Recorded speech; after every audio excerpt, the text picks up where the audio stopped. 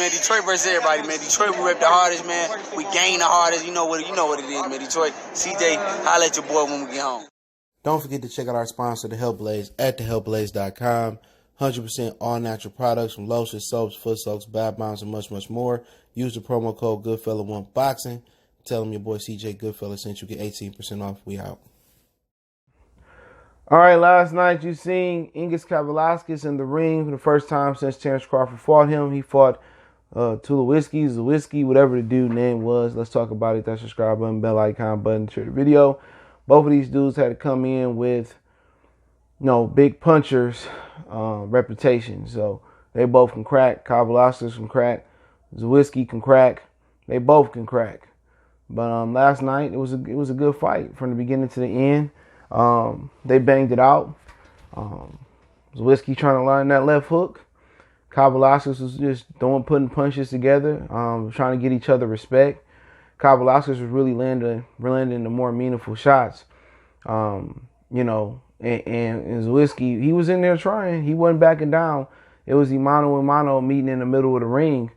And Zewski trying to land his money shot, the left hook. And, Kavaliauskas trying to land his punches. But, hold on, to be honest, I'll get it comfortable. To be honest, I didn't think much of Zewski. I think he lost to Konstantin Pourmarv a few years ago. So, Pourmarv can't punch at all. You know what I'm saying? So, Zewski was just in there. I don't think he was in there trying to survive. He was trying to do some things, punch to the body, go to the head, land that left hook. Kavaliauskas was just, it seemed like he gained more confidence in fighting Terrence Crawford. Seemed to be in a little bit better shape, ripped up a little bit more. And, he came out there, gunning. They both was landing on each other. Neither one of them had great defense last night. It was just boiled down to, either Kavaliauskas had more power or he was a more durable opponent than Zewski thought. Zewski couldn't take the punishment. And then, Kavaliauskas started to step up the punch output. He couldn't do it. He couldn't fuck with it. Even though I think Zewski landed more shots and threw more shots, Kavaliauskas was more accurate and pinpoint accurate. And, you know what I'm saying? And, he showed that maybe he can get back in line for a title after a couple more fights fighting Zewski. I didn't think much of Zewski because I remember I seen him fight before. So I was like, oh, this should be an easy fight for Kavaliauskas. And, they just, they put a good performance on last night. He stood in the middle of the ring. The other guy stood in the middle of the ring, and they just banged it out. They banged it out. And, Zewski was trying to land that left hook. And Kavaliauskas was coming compared, but he was hitting Kavaliauskas. He was touching Kavaliauskas a lot in this fight. You know what I'm saying? He really was. And, he just didn't have the power that he thought he had. And then, obviously, Kavaliauskas in the eighth round stopped him. He landed a sweet-ass uppercut. He tried to channel his inner Alexander Povetkin. And, he hit him with a nice uppercut. And he got the riding on Zewski, you know what I'm saying? He put them punches together. And he stopped him on the ropes. And, Kenny Bayless is Floyd Mayweather's favorite referee. So, he was going to stop it and be safety first. And they don't want nobody dying in the bubble, But Zewski, it was a good comeback fight for Kavaliauskas. I've seen a lot of dudes that lost come back versus weaker opponents like Sean Baby Formula, fighting Baby Formula. So he came back versus a game opponent. They both had punches reputations, and Zewski just got banged out his frame. Difference was Kavaliauskas was stronger. Kavaliauskas was confident.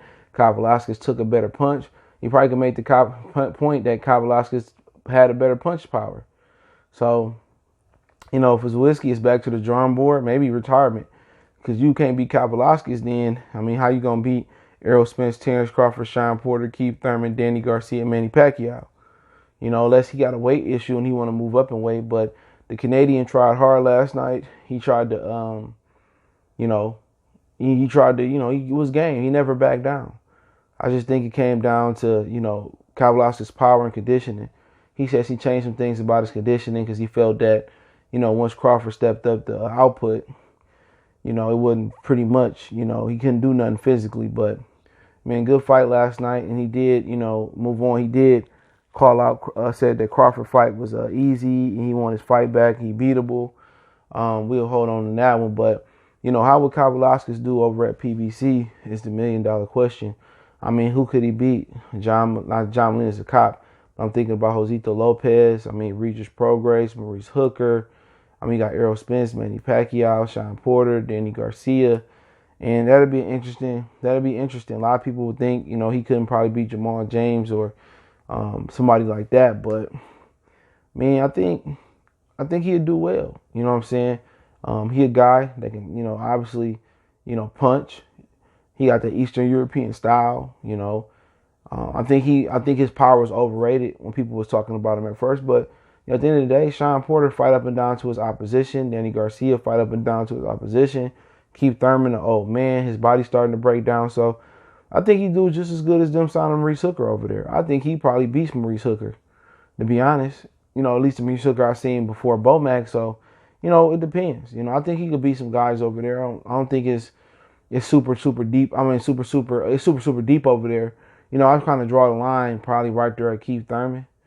I think he can beat anybody under Keith Thurman because I think it's Keith Thurman, Crawford, Pacquiao, Spence. I think they in the elite conversation. You know what I'm saying? Everything, Jamal James and, Thomas Delorme and Josito Lopez and, guys like that. He can compete with them. They're not unbeatable, but they're not going to go out there seeking to fight with them because they can't have, Kavaliauskas coming across the street or sending one of their welterweights across the street and then, Errol Spence can't cross the street, Jamal can't cross the street, Jamel can't cross the street if need be. So I just look at the situation where, he's just gonna have to keep, hoping Crawford puts some belts. Maybe hope that Qdoba able to beat Lipinets and beat Errol Spence and get the IBF belt or something like that. So that's something that he just gonna have to hope for. But I think he'd do well. People want to downgrade him or berate him because he was top ranked, but he's a good fighter. I mean, I think a lot of people probably think Boots Putin is even a better fighter before he got popped for that shit in his ass. All right, so I do think people think Boots Putin is probably right better.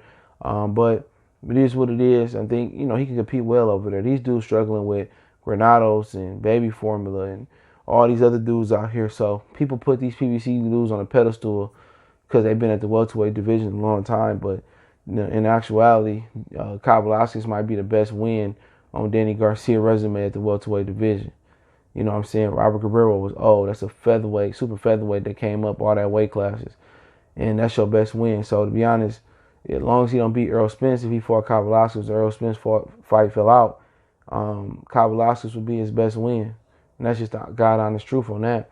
But yeah, he went out there and said Crawford is beatable and Crawford ain't that good. And, at the end of the day, what's so funny about it is I think they were saying Baby Mama's boy had an interview with Comey, and he said that Teofimo Lopez don't punch that hard. You know what I'm saying? You got knocked out in the second round. You got hurt with like a left hook, and you talking about somebody don't punch that hard. You can't really, believe what these fighters be saying. You know what I'm saying? You can't believe what they be saying, bro. These dudes be making up all types of shit. You know what I'm saying? Kavaliauskas, he's very beatable. Crawford, if Crawford really wanted to watch him for 12 rounds, he could have watched him for 12 rounds. He really could have, picked him apart, box, move, hit and don't get hit, and win. But that's what happens when you're under the pressure where, you got to look good versus an opponent because, you can't get the fights you want to get, so you got to impress. And he went out there and I think he underestimated Kavaliauskas as a fighter and Kavaliauskas' skills to sit back and snipe and counterpunch. And Kavaliauskas didn't have to do much moving. You know what I'm saying? Kavaliauskas had Crawford coming to him, chin up, hands down, looking to bang it out. And Kavaliauskas showed that he got counterpunching ability. And, he dropped Crawford. And that should have been an official drop, but it wasn't.